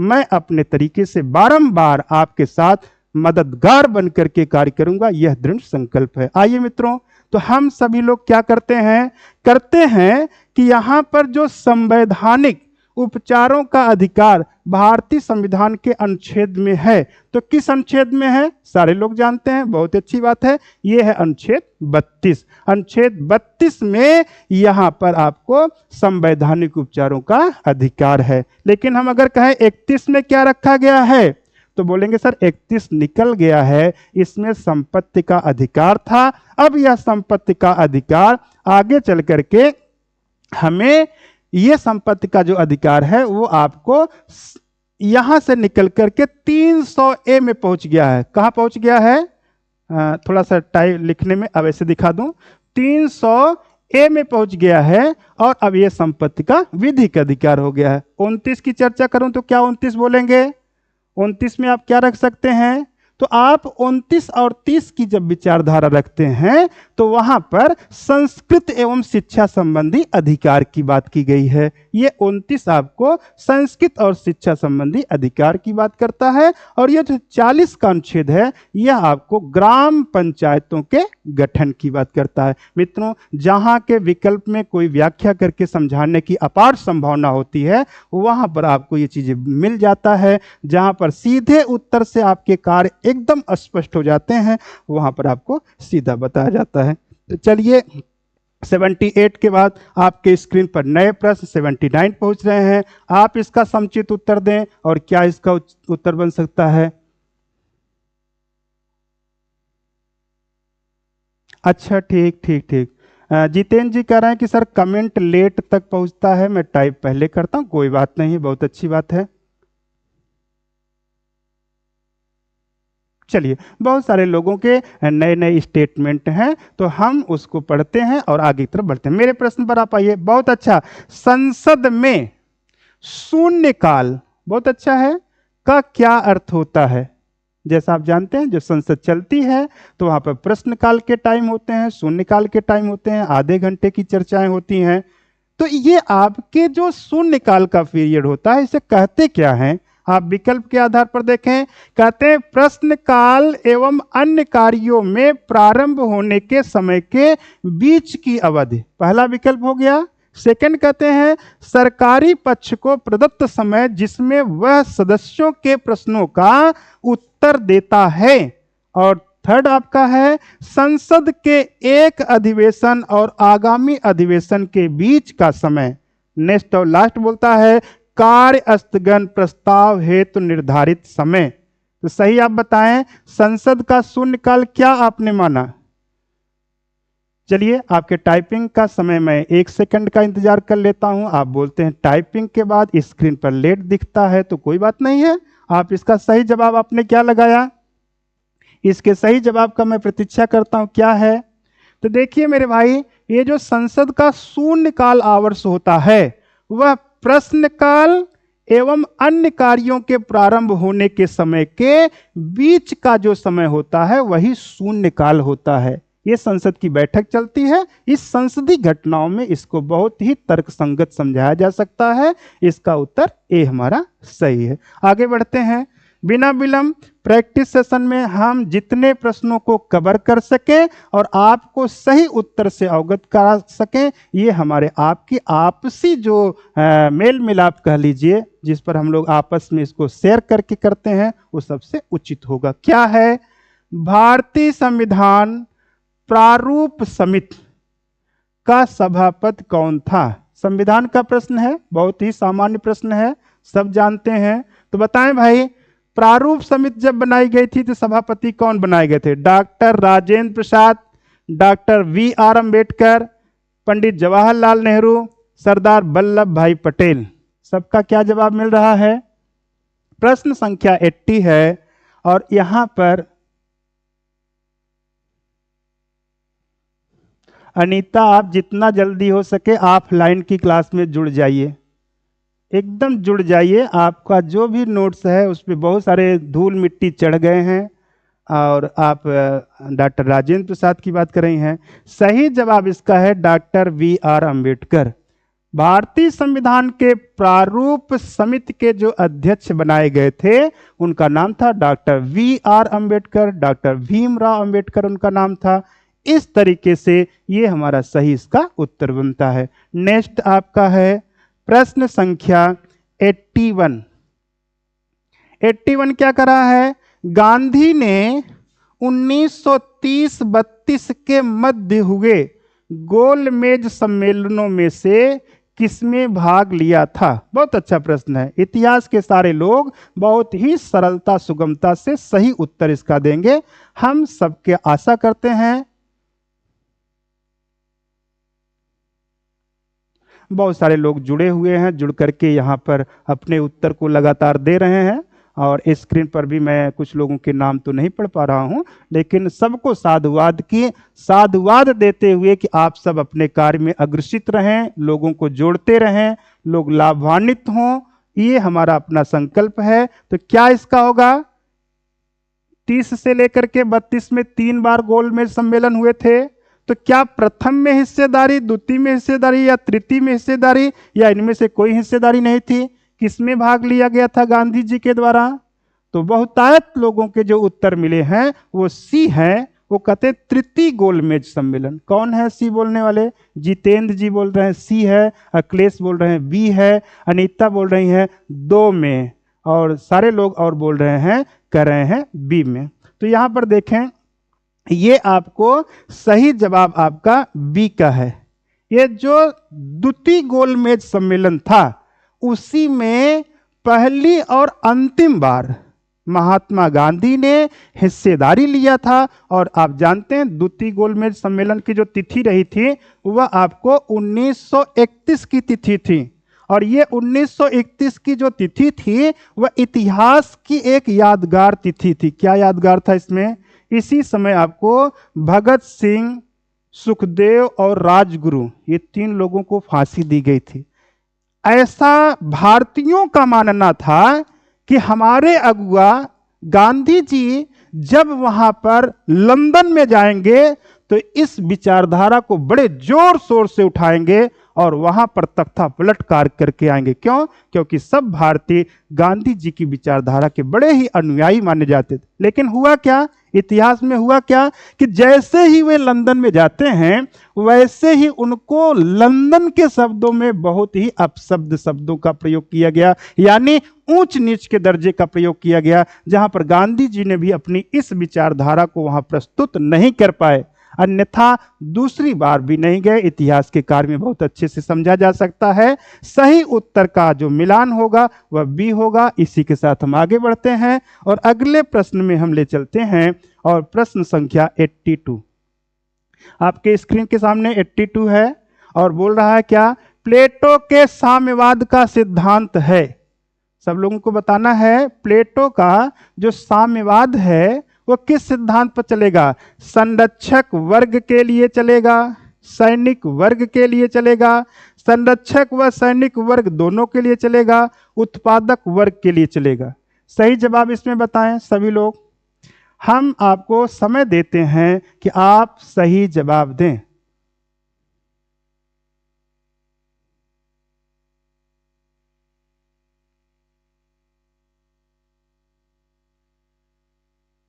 चलिए, सही जवाब क्या मिल रहा है? किसी ने कहा सी का जवाब है, रुचि ने बोला सी का जवाब है। अन्य लोग क्या बोले? अखिलेश जी बोले सी का जवाब है। अन्य लोगों का क्या है? बिल्कुल, प्लेटो ने अपने जब आदर्श राज्य की बात करते हैं तो ये आदर्श राज्य जो होगा, ये आदर्श राज्य का स्वरूप ही जब बनेगा तो कुछ स्वरूप ऐसे बनते हुए बनता है, आप देख भी सकते हैं, जान भी सकते हैं। यहां पर न्याय की प्रणाली बनाई जाएगी, दार्शनिक राजा की प्रणाली बनाई जाएगी, साम्य की व्यवस्था बनाई जाएगी और यहीं पर शिक्षा की व्यवस्था बनाई जाएगी। तो बात बनती है साम्य का सिद्धांत क्या होगा? तो साम्य के सिद्धांत में सैनिक और उत्पादक वर्ग रहेंगे, जिनको एक शब्दों में अभिभावक वर्ग कहा जाता है। ठीक है ना? तो अभिभावक वर्ग एक ऐसे वर्ग थे अकॉर्डिंग टू प्लेटो के, जहां पर उनको संपत्ति और परिवार से मुक्त रख करके साम्यवाद की विचारधारा को मजबूत करने की बात कही गई है। तो सही उत्तर इसका जो मिल रहा है वो आपको सी का विकल्प सही रहेगा। आगे बढ़ते हैं बिना विलंब किए। प्रश्न संख्या 83 कहते हैं कम्युनिस्ट मैनिफेस्टो लिखा गया है। एक पुस्तक है कम्युनिस्ट मैनिफेस्टो। इसको बताना है कि कौन से विचारक ऐसे हैं जिन्होंने इस पुस्तक को लिखा है और इस पुस्तक को लिख करके बताया है। तो आपके सामने है कार्ल मार्क्स द्वारा, एंजिल्स द्वारा, लेनिन द्वारा और हाफ्स के द्वारा। तो आप सब एक बार हमें टैग करके बता दीजिए कि सही जवाब क्या मैं मान लूं, आपके अकॉर्डिंग क्या इसका मैं सही उत्तर समझ लूं। सही उत्तर अभी तक हमें प्राप्त नहीं हो पाया है। प्रश्न संख्या 83 है, 83 के भी हमें जवाब नहीं प्राप्त हुए हैं।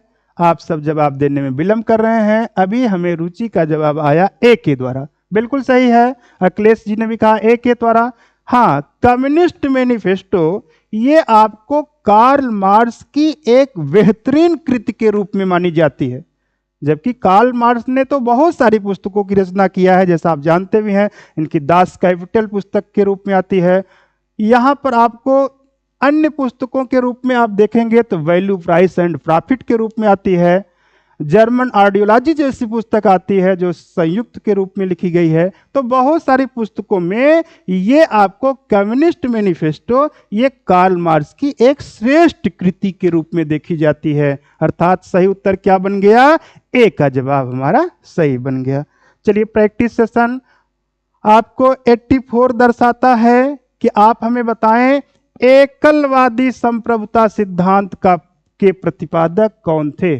तो यहां पर एकलवादी संप्रभुता सिद्धांत का नाम बताना है। तो आपने देखा भी है कि संप्रभुता कितने सिद्धांतों में चलती है? 2 सिद्धांतों पे चलती है, एकलवादी और बहुलवादी।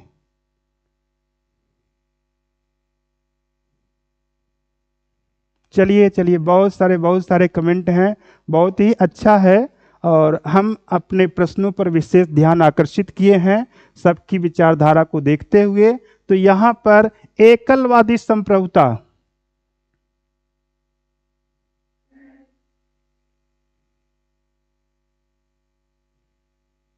देखिए यहां पर एकलवादी संप्रभुता का जो विचार है वह आपको मैकियावेली का नाम है, आस्टीन का नाम है, लास्की का नाम है, जेसमिल का नाम है।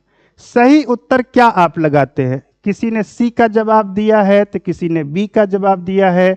इसका जो सही उत्तर आपके सम्मुख बनेगा उस उत्तर की अगर हम जांच करें तो वह उत्तर हमारा सिर्फ और सिर्फ बी को दर्शाता है और बोलता है आइंस्टीन महोदय जो हैं ये आपको एकलवादी संप्रभुता, जिसे कानूनी संप्रभुता भी कहा जाता है, इसके श्रेष्ठ प्रतिपादक के रूप में इनका नाम लिया जाता है। ये जो आप लोग लास्की की बात कर रहे हैं, लास्की जैसे विचारक बहुलवादी संप्रभुता की बात करते हैं।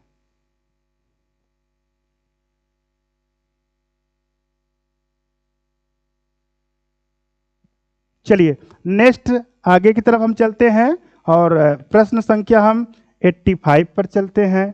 85 का प्रश्न है, 85 कहता है निम्नलिखित में से कौन राज्य को आवश्यक बुराई मानते हैं। यहां पर देखना है कि राज्य एक आवश्यक बुराई है। इस विचारधारा को कौन मानता है? व्यक्तिवाद है, यहाँ पर अराजकतावादी हैं, आदर्शवादी हैं और समाजवादी हैं। तो कौन व्यक्ति ऐसे हैं, कौन ऐसे विकल्प के स्वरूप हैं जो हमें यह दर्शाते हैं कि यहाँ पर इस स्वरूप में इसका उत्तर सही बनेगा। तो आप बताएं हमें क्या सही स्वरूप बन सकता है। बहुतायत लोगों के जवाब अखिलेश, अनीता बी के रूप में बोलते हैं, कुछ लोग ए के रूप में बोलते हैं। सही उत्तर क्या आप मानते हैं 85 का? आप सही उत्तर के रूप में क्या चयनित करते हैं? सच्चाई तो यह है कि आवश्यक बुराई का मतलब यह है कि जहां पर राज्य व्यक्ति के कार्यों में कम से कम बाधा डाले। अगर वो बाधा डालता है तो निश्चित है कि वह आवश्यक बुराई होगा। ऐसा कार्य आपके जो विकल्प हैं उसमें व्यक्तिवादियों का दृष्टिकोण है। तो व्यक्तिवादी विचारधारा के मानने वाले बारंबार चाहते हैं कि राज्य व्यक्ति के कार्यों में बाधा न पहुंचाए, जिससे व्यक्ति की स्वतंत्रताएं बरकरार बनी रहें। ये आपका ए का विकल्प है। नेक्स्ट हम आगे बढ़ते हैं। प्रश्न संख्या 86 है और 86 का क्या मानक होगा जरा ध्यान दीजिए। कहते हैं 86 कह रहा है कि यह कथन किसका है? बिना भूभाग के भी राज्य का अस्तित्व रह सकता है। बिल्कुल सही है। जब हम संप्रभुता पढ़ते हैं तो हम संप्रभुता के अंगों की जब बात करते हैं तो वहां पर आपको जनसंख्या की बात आती है, निश्चित भूभाग आता है, सरकार आती है, संप्रभुता आती है।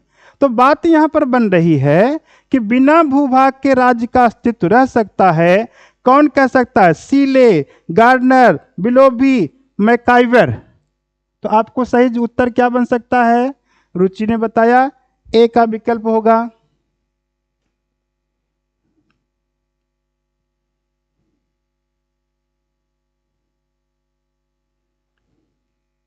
सही जवाब क्या बन रहा है? सीले का जवाब बना। हम सबके उत्तर का इंतजार कर रहे हैं।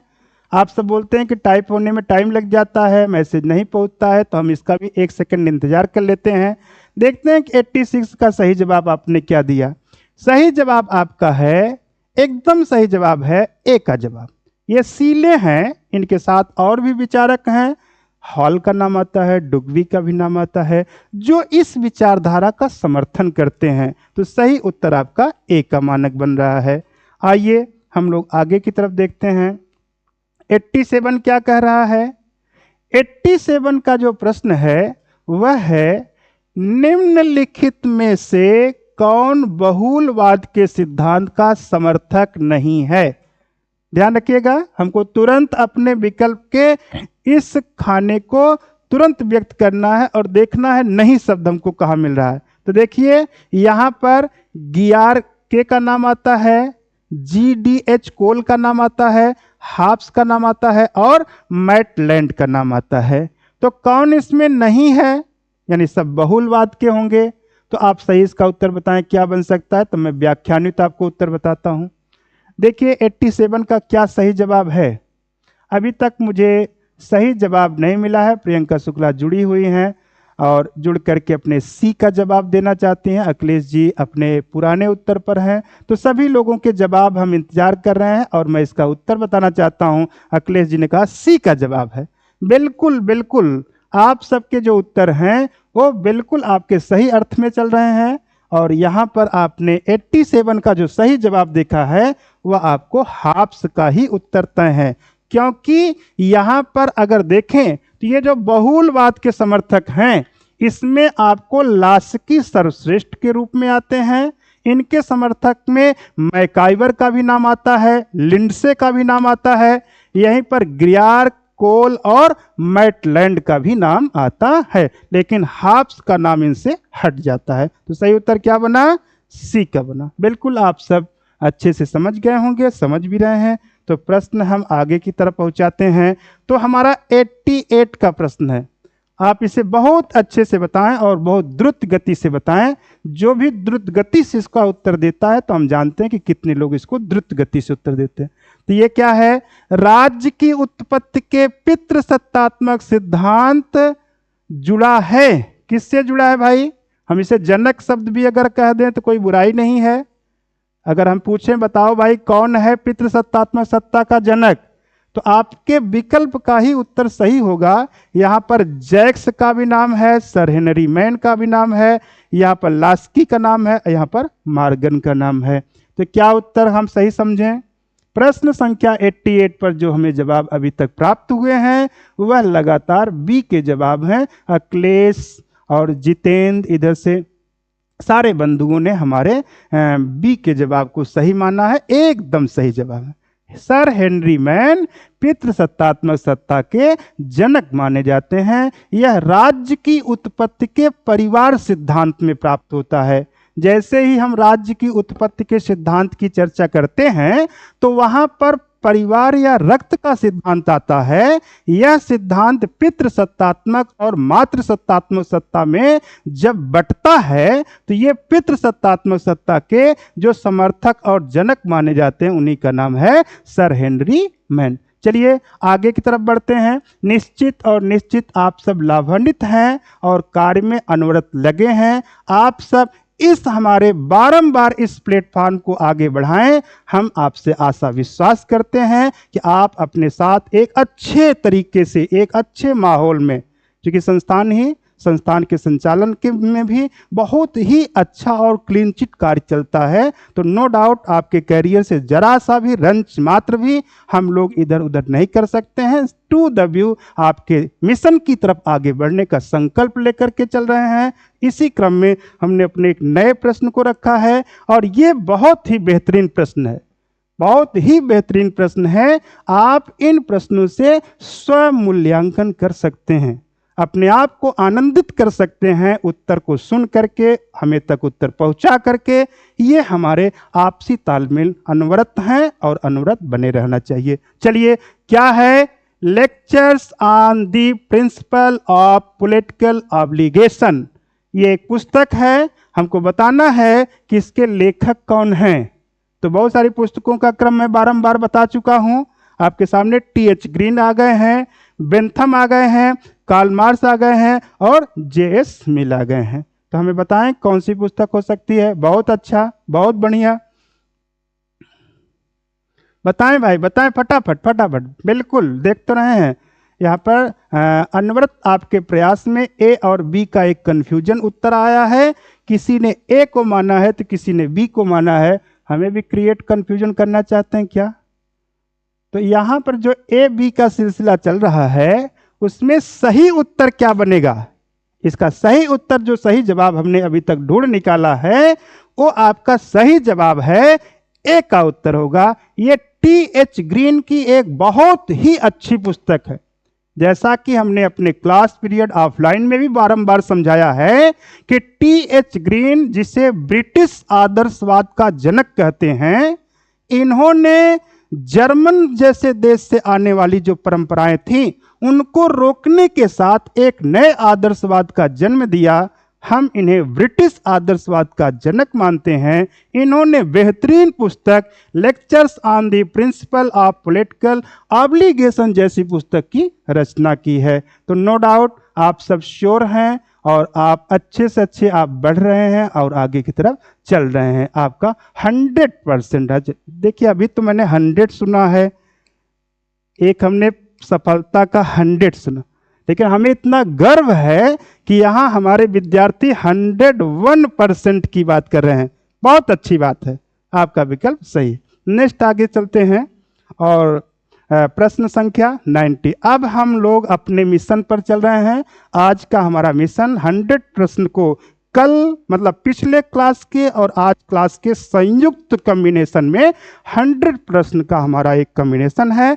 तो अब हम लोग लगभग 90 प्रश्न कल मतलब पिछले क्लास और आज की क्लास मिलाकर के पहुंच चुके हुए हैं। तो अब आपके सामने बहुत अच्छा प्रश्न है, युद्ध पुरुष के लिए उसी तरह है जिस प्रकार मातृत्व महिलाओं के लिए। बहुत अच्छा। कहते हैं युद्ध उसी तरीके के पुरुष के लिए होता है जैसे मातृत्व महिलाओं के लिए। जितना युद्ध पुरुषों को दुखदाई होता है, कष्टकारी होता है, चुनौतीपूर्ण होता है, वैसे एक महिला को मातृत्व जो होता है वह उस स्वरूप में होता है। किसने कहा है ये आपको विचार देना है। तो यहां पर हिटलर का विचार, मुसोलिनी का विचार, लेनिन का विचार और माओ का विचार है। क्या सही मानते हैं? बिल्कुल बिल्कुल सही। सभी के जवाब यहां पर हमें मिल रहे हैं। अभी 100% वाला 101% वाला जवाब मुझे प्राप्त नहीं हो पाया है। यहां पर सबने कहा ए का जवाब, कुछ लोगों ने बी का जवाब, कुछ लोगों ने सी का जवाब, भिन्न भिन्न जवाब चल रहे हैं।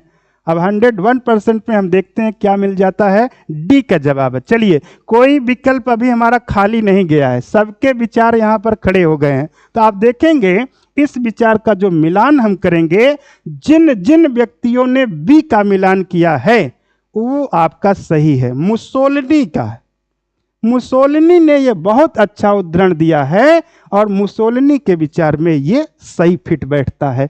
आगे चलें हम लोग। आप निश्चित बहुत ही इंजॉय मोड में आप इसे लाइव क्लास के स्वरूप में आप प्राप्त कर रहे हैं। मैं भी आपके कमेंट सुन करके मुझे भी बेहद अच्छा लगता है कि आप मुझे ऊर्जा प्रदान करते हैं और हम आपको इस प्रयागराज की धरा धरती से दूर दूर तक इस मिशन को पहुंचाने की शुरुआत में अपने इस सेकंड क्लास में अपने आप को आनंदित महसूस कर रहे हैं। आप लोग अनवरत जुड़े और स्वतः का लाभ उठाएं। निश्चित हम आगे चलते हैं और प्रश्न संख्या 91 पर आप विचार करते हैं। क्या है 91 का मामला? कहते हैं निम्नलिखित में से कौन सा एक लक्षण संप्रभु का नहीं है? बारंबार वही कहूंगा, जैसे नहीं शब्द हमको प्राप्त हो वैसे हमको तुरंत अंडरलाइन कर देना है, क्योंकि दिमाग हमारा अंडरलाइन वाले पर पहुंच जाना चाहिए। सही उत्तर क्या बनेगा? पूर्णता, सार्वभौमिकता, अद्वैतता, विभाज्यता। तो आप बताएंगे कि ये जो संप्रभुता का लक्षण है क्या नहीं होना चाहिए? देखें क्या सही आप लोग जवाब देते हैं। एक बार का जवाब हमें दें, क्या सही बनता है। प्रश्न संख्या 91 पर हमने आपसे जवाब मांगा है, तो आपने क्या जवाब दिया है? बहुत अच्छा, बहुत बढ़िया, बहुत अच्छा प्रयास सबका। अब हमें 101 पर सही विश्वास पहुंच रहा है कि अब हम सत्यता के घेरे की तरफ चल रहे हैं। बिल्कुल सही, बिल्कुल सही, बहुत बढ़िया। आप सब लोगों ने ए बी सी डी के किसी न किसी विकल्प को चयनित किया है, लेकिन सबसे अच्छा विकल्प हमारा है ये संप्रभुता विभाज्य होती है, ये हो ही नहीं सकता। यही आपका नहीं है और सारे हैं। संप्रभुता पूर्णता का दर्जा देती है, संप्रभुता सार्वभौमिकता का दर्जा देती है, संप्रभुता अदेय होती है। बहुत सारे इसके लक्षण होते हैं जो हम आपको यहाँ पर नहीं बता पाएंगे। समय अनुसार आपके सिलेबस को भी आपने कमेंट के रूप में लेके चलना है। तो चलिए प्रश्न संख्या आगे पढ़ते हैं। प्रश्न संख्या 92 पर है और क्या कह रहा है? निम्न भारतीय अधिनियमों में किस अधिनियम के द्वारा भारतीय प्रांतों में द्वैध शासन की स्थापना की गई? संविधान का बहुत ही अच्छा प्रश्न है। हमको ध्यान रखना है, बस किसी बिंदु को बहुत अच्छे से पकड़ करके इसका जवाब देना है और बताना है द्वैध शासन की स्थापना कब की गई है। 4 विकल्प आपके सामने हैं। 1909, 1919, 1935, 1947। तो कौन सा विकल्प इसको हम सही उत्तर के रूप में रखें?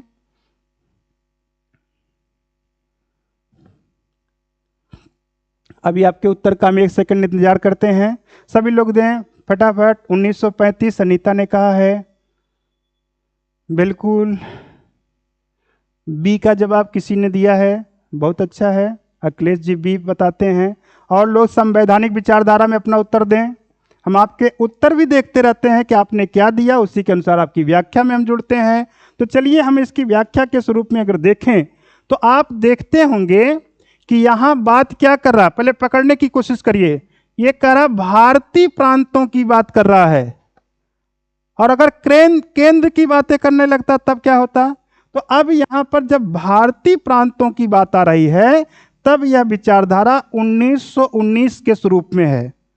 भारतीय शासन अधिनियम 1919 के तहत सबसे पहले प्रांतों में द्वैध शासन प्रणाली लाई गई थी, लेकिन 1935 के द्वारा केंद्र में द्वैध शासन प्रणाली लाने का कार्य किया गया था। इसलिए आप अपने उत्तर का मिलान कर लीजिए और आपका उत्तर सही जवाब बनता है 1919। अगर कहीं आपको रंच मात्र दिक्कत होती है तो कमेंट करके आप हमें सही का उत्तर अवगत कराएं, अगर आपको ऐसा लगता हो मेरे बताने के बाद भी। नेक्स्ट प्रश्न आते हैं, प्रश्न संख्या 93 पर आते हैं और देखते हैं क्या है। 1963 ईस्वी में लोकपाल शब्द का प्रतिपादन सर्वप्रथम किसने किया था? आप जानते हैं लोकपाल बिल का विशेष बार आपसे यहां पर कहा गया।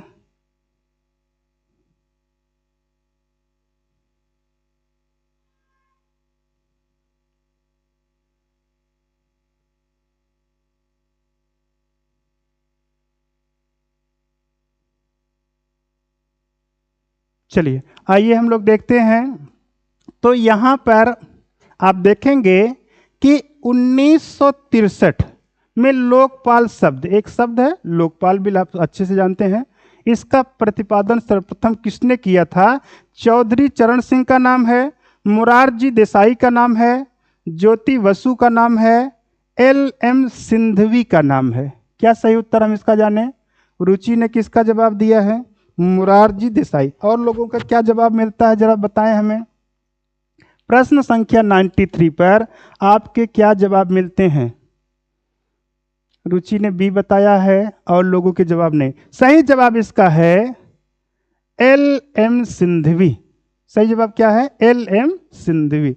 नेक्स्ट प्रश्न आते हैं, प्रश्न संख्या 94। ये बोल रहा है निम्न में से किसने मताधिकार के लिए योग्यता का सर्वप्रथम प्रयोग किया?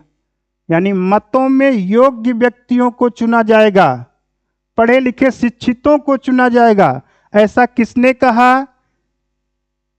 जे, यहां पर बेंथम का नाम आता है, जे माने जर्मी बेंथम, ठीक।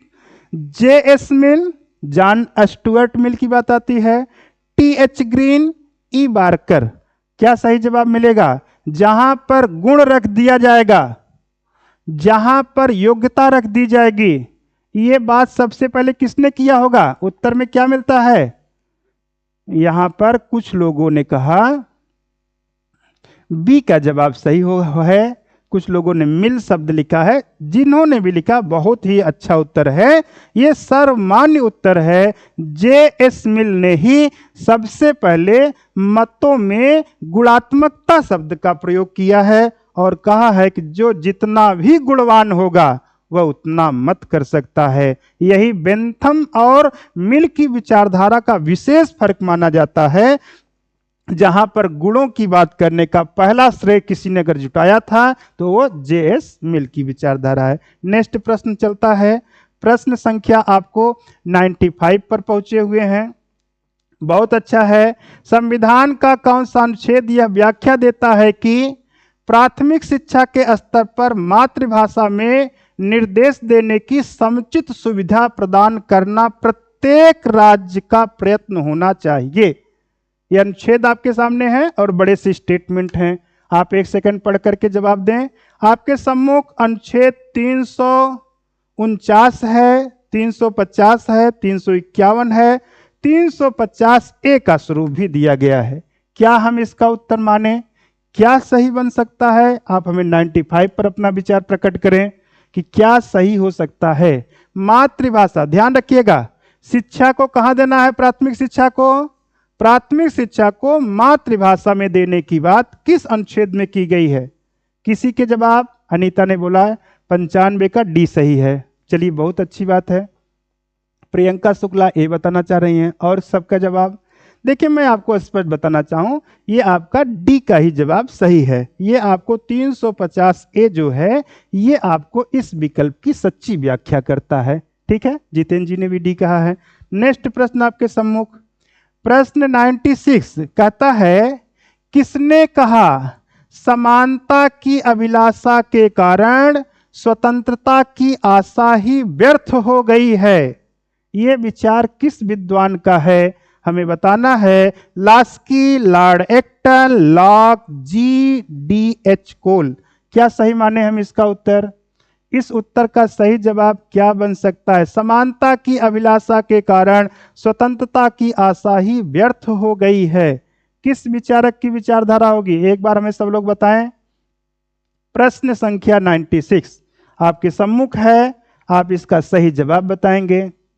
किसी के कभी जवाब नहीं पहुंच पाए हैं, मैं आपको इसका उचित उत्तर बताने की कोशिश करता हूं। अभी रुचि ने बताया बी, लॉर्ड एक्टन। और किसी के विचार? बिल्कुल, प्रियंका शुक्ला ने कहा बी। सभी के जवाब सही हैं, जो प्रयास कर रहे हैं उनके भी जवाब सही होंगे कि लॉर्ड एक्टन की विचारधारा इस कथन पर पूर्ण तरीके से प्रभावी होती है और यहां पर लॉर्ड एक्टन ने यह शब्द कहा है।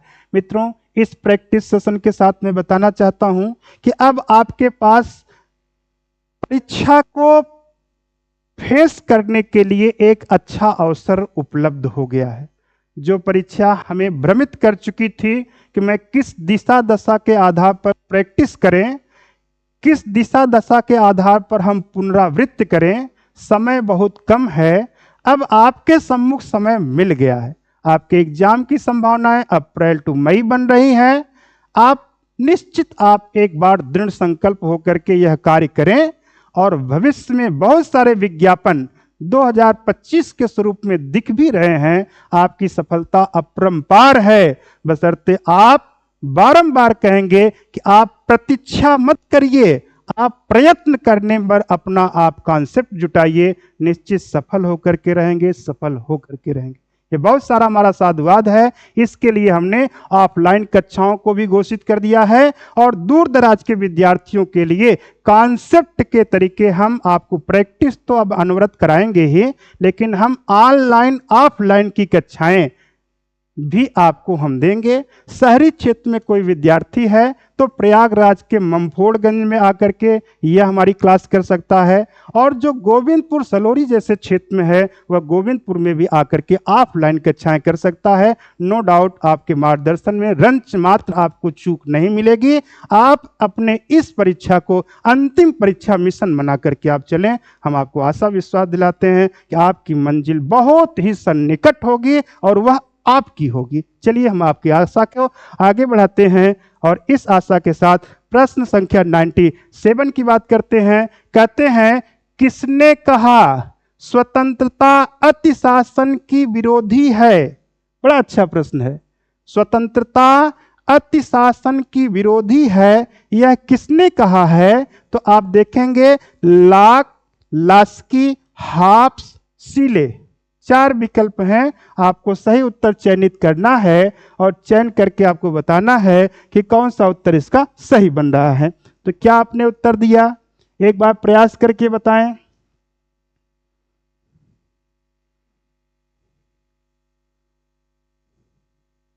बिल्कुल, जिसको जिसको नौकरी लेनी है संकल्प को पहले लेना है।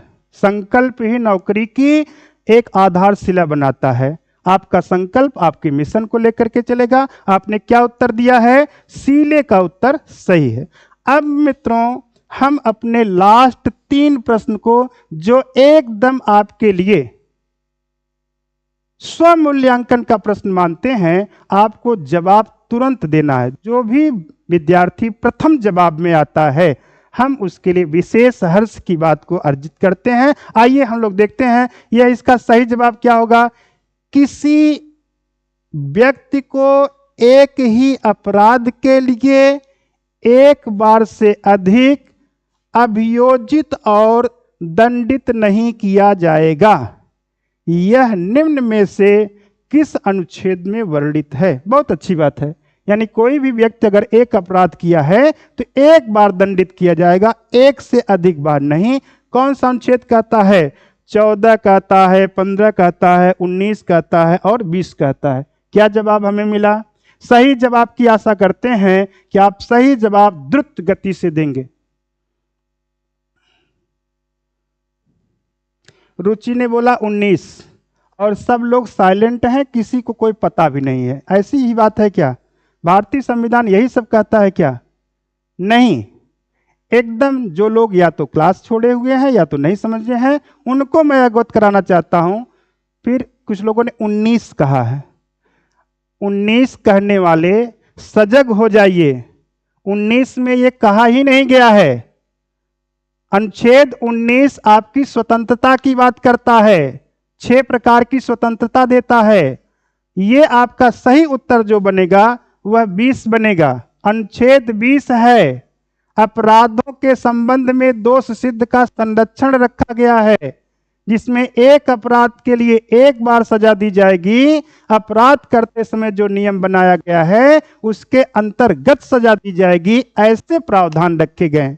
आप सब भूल जाते हैं बहुत जल्दी से। आप याद रखें कि ये आपका अनुच्छेद 20 है। आप कैसे देखें अनुच्छेद 20 है? अनुच्छेद 14 में क्या है? विधि के समक्ष समता का अधिकार है। अनुच्छेद 15 में क्या है? अनुच्छेद 15 में भी आपको यहां पर समता समानता का अधिकार है। अनुच्छेद 19 में क्या है? स्वतंत्रता का अधिकार है। और अनुच्छेद 19 में 6 प्रकार की वर्तमान स्वतंत्रताएं हैं। तो बचा कौन सा विकल्प? विकल्प संख्या डी, जो आपको अनुच्छेद 20 को तय करता है। सही हो गया? बिल्कुल सही। आगे की तरफ चलते हैं। नेक्स्ट आपके लिए 2 प्रश्न बचे हैं, अभी भी आप संभल करके उत्तर दीजिए। नेक्स्ट प्रश्न है, भारत में संविधान की निम्नलिखित में से किस अनुसूची में दल बदल निषेध से संबंधित प्रावधान सन्निहित है? तो बताइए जितेंद्र जी, कौन सा सही होना चाहिए? फटाफट बताइए कौन सा सही है। बिल्कुल बिल्कुल, जितेंद्र ने बोला सी सही है। अन्य लोगों ने क्या बताना की कोशिश किया? बिल्कुल सही है। देखिए, ये जो आपको 10वीं अनुसूची है, यही 10वीं अनुसूची में दल बदल का प्रावधान किया गया है। आप दूसरी अनुसूची देखते हैं, 5वीं अनुसूची देखते हैं, 8वीं अनुसूची देखते हैं, इसमें भिन्न भिन्न चीजों का अपना अपना उल्लेख किया गया है, लेकिन दल बदल का विशेष उल्लेख ये आपको विकल्प संख्या सी में मिलता है। लास्ट प्रश्न आपके लिए है और लास्ट प्रश्न पर आप विचार करें। जितेंद्र जी, लास्ट प्रश्न जरा हमारी तरफ देखिए, बुला दीजिए बंद करने। तो अब देखें, लास्ट प्रश्न है 100। क्या कह रहा है? निम्नलिखित में से कौन सी संसद की सबसे बड़ी समिति है?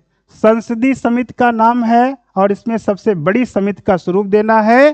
तो यहां पर लोक लेखा समिति, प्राक्कलन समिति, लोक उपक्रम समिति और याचिका समिति है। तो सही उत्तर लास्ट में कितने लोग देना चाहते हैं? 100 का। 100 का क्या उत्तर सही बन सकता है?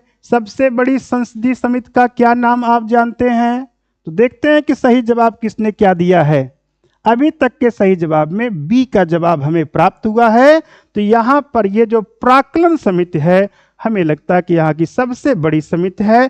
ये आपको आज हमारा जो प्रैक्टिस सेशन रहा वह हमें 2 दिन के प्रैक्टिस सेशन में 100 प्रश्न आपके सामने पहुंचाने का मुझे एक अच्छा अवसर मिला। बहुत ही अच्छा लगा। सभी लोगों को लगातार अनवरत जुड़े रहने के लिए हम दिल से धन्यवाद देते हैं। आशा विश्वास करते हैं कि ये अनवरत क्लास कल पुनः अपने निश्चित टाइम 9 बजे से चलेगी और हम ऑफलाइन और ऑनलाइन का रेगुलर बैच भी 9 दिसंबर से प्रारंभ करते हैं। आप हमारे उस रेगुलर बैच में भी जुड़ें और प्रैक्टिस का सेशन अनवरत चल रहा है, आप प्रैक्टिस में जुड़ करके लाभ उठाएं। बहुत बहुत धन्यवाद देते हुए आज हम वाणी को विराम देते हैं।